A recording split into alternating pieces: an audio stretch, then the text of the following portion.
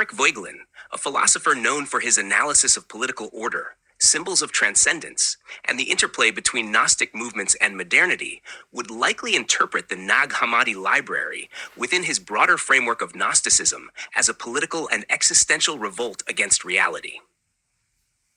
His critique of Gnosticism, particularly in the new science of politics and science, politics, and Gnosticism, would shape his reading of these ancient texts as expressions of a spiritual disorder manifesting in both religious and political contexts.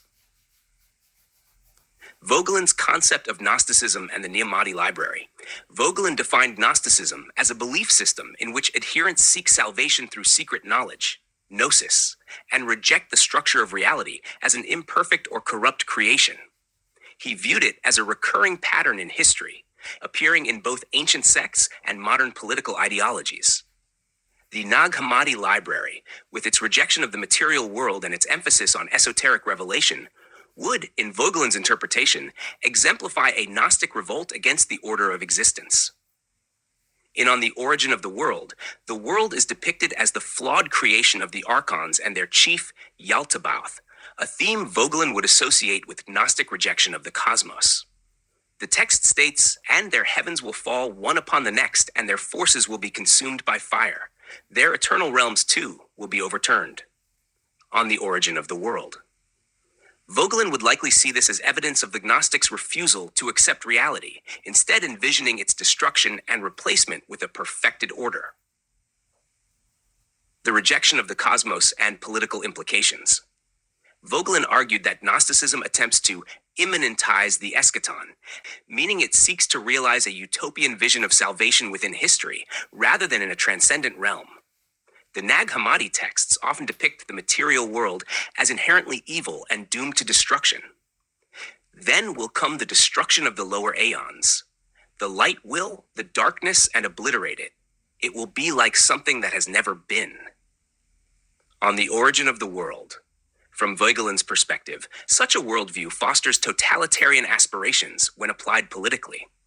Gnostic movements, in his view, reject the divinely ordered cosmos and instead attempt to reshape history according to their own knowledge.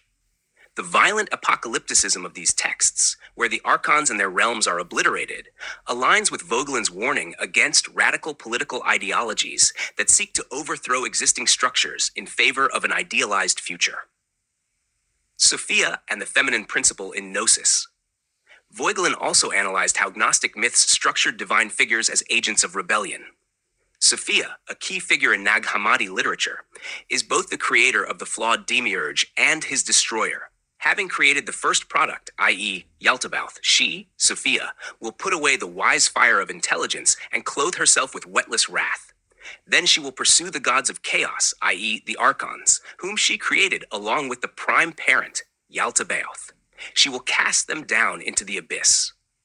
On the Origin of the World. Sophia's role in Voegelin's framework represents the self-destructive nature of Gnosticism, where an initial act of transgression, her fall, results in a fragmented order that later must be undone through revolutionary destruction. Time and the end of the aeons. Voegelin would note how Nag Hammadi texts reflect an urgent sense of an approaching end, which is a hallmark of Gnostic movements. The consummation of the age will be marked by many signs in the heavens and on earth. Then the age will begin, and they will be disturbed. On the Origin of the World. For Voegelin, this temporal fixation is a defining feature of Gnosticism, the belief that history is heading toward a final rupture that will lead to an enlightened order. He associated this tendency with modern revolutionary ideologies that see history as a linear movement toward utopia. The destruction of the body and the material world. In the Gospel of Thomas, Jesus declares, "I shall destroy this house, and no one will be able to build it again." Gospel of Thomas 45:34-71. Voegelin would interpret this statement as another rejection of reality, in which the physical body and the world itself are seen as obstacles to ultimate salvation. This, he might argue, mirrors later ideological movements that sought to erase traditional social structures to create a purified order.